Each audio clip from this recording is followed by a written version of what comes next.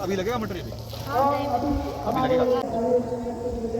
वो 10 वही है जो 2010 वाला गाइडलाइंस में आया है। ये ज़्यादा महंगा होता है, ये 3 रुपये पीस पर पीस 3 kg होता है ना। ये सब वहाँ लगाओ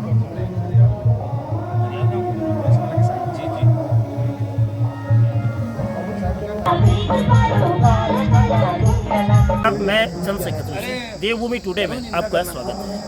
कहते हैं कि दूधो नहाओ पूतो फलो, दूध जिंदगी में आए यानी कि दूध की कमी ना रहे और भविष्य भी सुरक्षित। तो भविष्य है पुत्र पौत्र।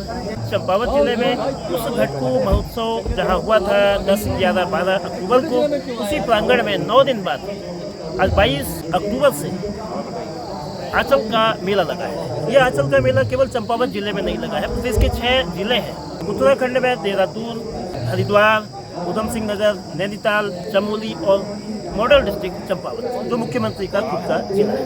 दूध के जो आंचल जो सरकारी प्रोडक्ट है उसके मेला लगने से किस तरह से उत्पादकों को फायदा होगा, कब फायदा होगा, कितना फायदा होगा और इस आंचल मेले से क्या दूध का उत्पादन बढ़ेगा, क्या दूध स्वरोजगार देने में मददगार होगा, क्या श्वेत क्रांति उत्तराखंड में नई रूप में आएगी, ये बताने के लिए दुग्ध संघ के अध्यक्ष पार्वती जोशी और दुग्ध संघ के डायरेक्टर कृष्ण जोशी हमारे साथ हैं।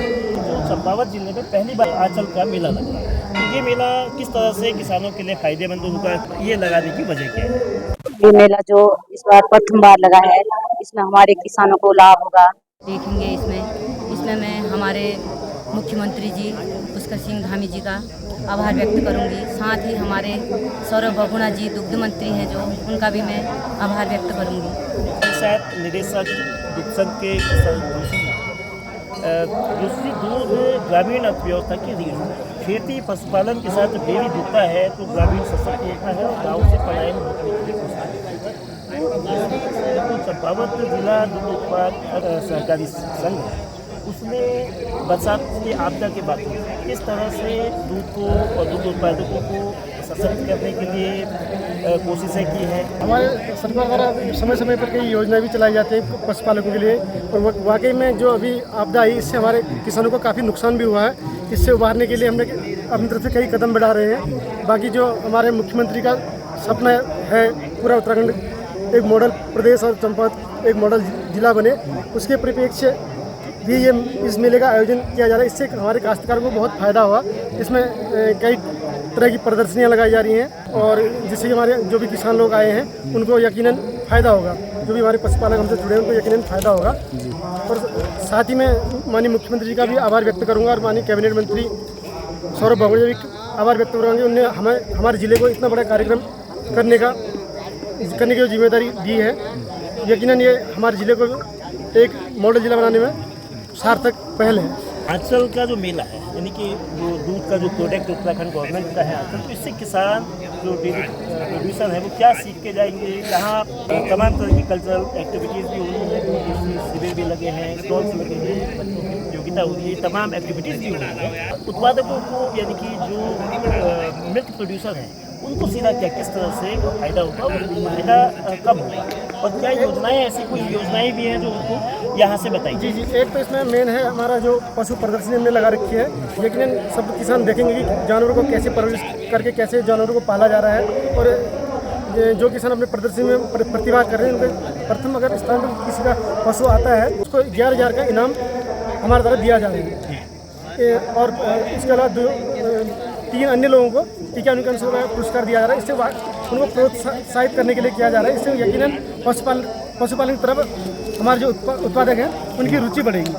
और साथ ही यहाँ कई सांस्कृतिक कार्यक्रम हो रहे हैं और कई हमारे जो पुराना कल्चर है, झोड़े बनोले जो होते थे वो जो विलुप्त होने की कगार पे थे, वो भी हम यहाँ इस मंच के माध्यम से दोबारा से महिलाओं के माध्यम से वही लोकल की महिलाओं को मौका देंगे कि वो अपने अपने क्षेत्र के जो भी उनके गीत गायन कर सकें। चंपावत जिले में जो दुग्ध संघ है उसमें करीब 200 से ज़्यादा समितियां हैं, 5000 से अधिक उत्पादक जो सीधे दूध देते हैं और 15,000 लीटर रोजाना कलेक्ट होता है, यानी कि दूध की प्रचुरता है। दूध लोगों की आजीविका का एक बड़ा जरिया है और सबसे बड़ी बात यह है कि दूध सीधे महिलाओं से कनेक्ट है, यानी कि इससे ग्रामीण भी और महिला अर्थव्यवस्था भी सशक्त होती है। अगर दूध को के उत्पादन में बढ़ोतरी हो, दूध का वाजिब दाम मिले, दूध से संबंधित तमाम प्रोडक्टों का निर्माण हो, तो उससे न केवल ग्रामीण इकोनॉमी सशक्त होगी, पलायन को रोकने में भी मदद मिलेगी, साथ ही जो अर्थव्यवस्था है इस जिले की, जिसको मॉडल जिला बनाने की बात की जा रही है, उसे भी एक सहारा मिलेगा। लेकिन क्या वास्तव में ऐसा होगा? ये पहला आंचल मेला है, 2 दिन का मेला है। आज पहला दिन है, 22 अक्टूबर को प्रदेश के 6 जिलों में जो 2 दिनी मेला है कल समापन होगा और आज से 10 दिन पहले इसी घटकू के मैदान पर, घटकू के परिसर में घटोत्कच महोत्सव 10, 11, 12 अक्टूबर को हुआ था। आज दोबारा वो गतिविधि हो रही है जो वास्तव में किसानों को, डेयरी प्रोड्यूसरों को और ग्रामीणों को मददगार हो सकती है अगर इसका क्रियान्वयन ठीक तरीके से होता है। आंचल मेले में तमाम स्टॉल्स लगे हैं, ये विभिन्न विभागों के हैं और उसमें एक सबसे अहम फिशरीज डिपार्टमेंट का स्टॉल भी है। कहते हैं कि मछली जल की रानी, मछली केवल जल की ही रानी नहीं है बल्कि रोजगार देने में भी उसका अहम रोल है। और चंपावत जिले में दूध के साथ जो तमाम एग्रीकल्चर, फ्लोरिकल्चर, हॉर्टिकल्चर और फिशरीज से रिलेटेड एक्टिविटीज अगर जुड़ती हैं तो स्वरोजगार के साथ साथ एक ग्रामीण क्षेत्र को उन्नति और आर्थिक रूप से मदद पहुंचाने में वो बेहद मददगार होती है। तो हमारे साथ कुंवर साहब हैं, फिशरीज के प्रभारी हैं चंपावत जिले के। जो स्टॉल आपने लगाया है, इस शानदार स्टॉल, तो फिशरीज की क्या क्या योजनाएं जिले में हैं और फिशरीज सीधे ग्रामीण इकोनॉमी से, ग्रामीणों से कैसे कनेक्ट है?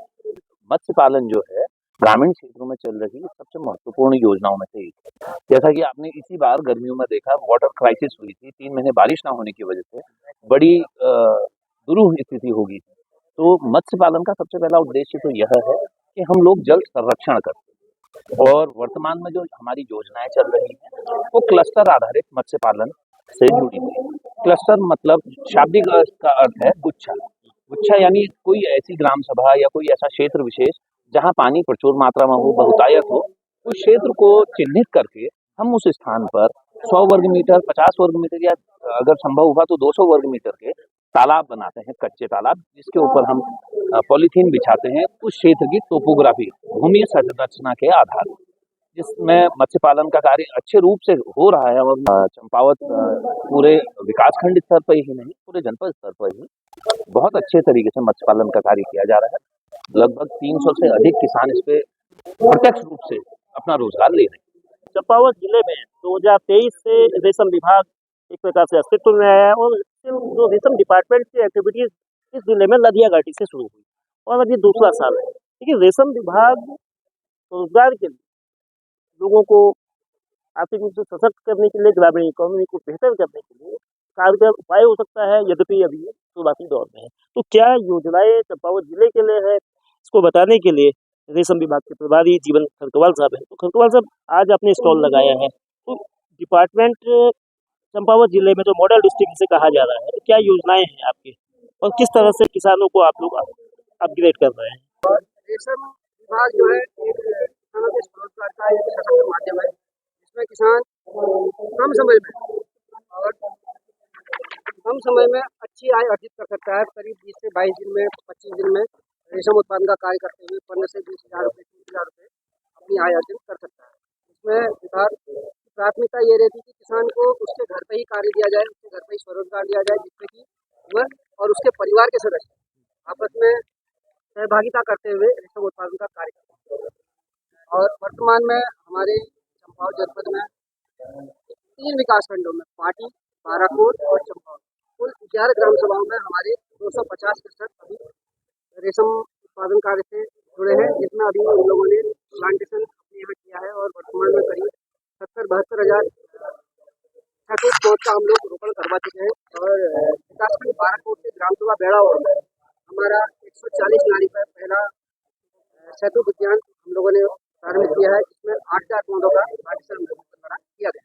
अंचल का मेला जैसा कि माननीय मुख्यमंत्री जी ने इस चंपावत जिले को एक आदर्श जिले के रूप में लिया है और इस घटको हिडम्बा मंदिर को कुमाऊं शैली में निर्माण 95 लाख रुपए से किया जा रहा है, जो हमारे लिए एक उपलब्धि है। और घटोत्कच मंदिर जो ये मंदिर परिसर है, इसकी 4 दीवारी और 2 कक्षों के निर्माण और सौंदर्यीकरण के लिए 1,89,000 चलेगा, अभी चल रहा है।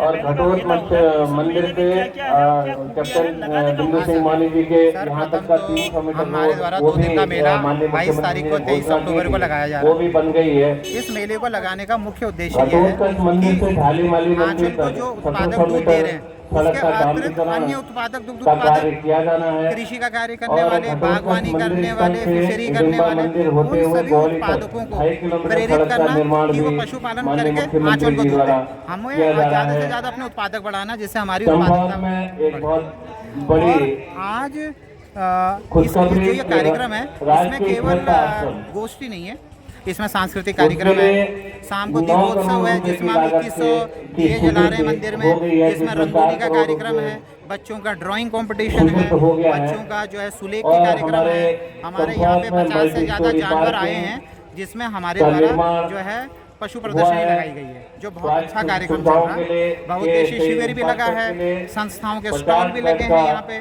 पशुपालन का लगा है, फिशरी का लगा है, और 5 से 6 जो है क्या कहते हैं NRLM के जो विज्ञान एवं प्रौद्योगिकी विभाग द्वारा साइंस सेंटर का 55 और यहाँ पे बहुत सारे स्टॉल्स हैं जो बाहर से आए हैं। और 63 लाख रुपए की मिठाई के बारे में बताऊंगा, इसका निर्माण इस बार किया जा रहा है। डेयरी ने मिठाई भी बनाई है, ये सारी देसी घी की बनी हुई के है। अंतर्गत और चंपावत जैसे कि नगर में हमने जो है हिमाद्री छूट भी एम्पोरियम काफी केंद्र का दी है। निर्माण रसगुल्ला किया 1 जाएगा। किलोग्राम में, ये गुलाब माननीय जामुन 1 मुख्यमंत्री जी की किलोग्राम में घोषणा है, है ये पंजरी लड्डू और जो है तमाम ये 400 ग्राम बड़ी पर बड़ी है, घोषणाएं इसमें भी माननीय जो है कम से मुख्यमंत्री जी ने कम 60 रुपए की छूट है।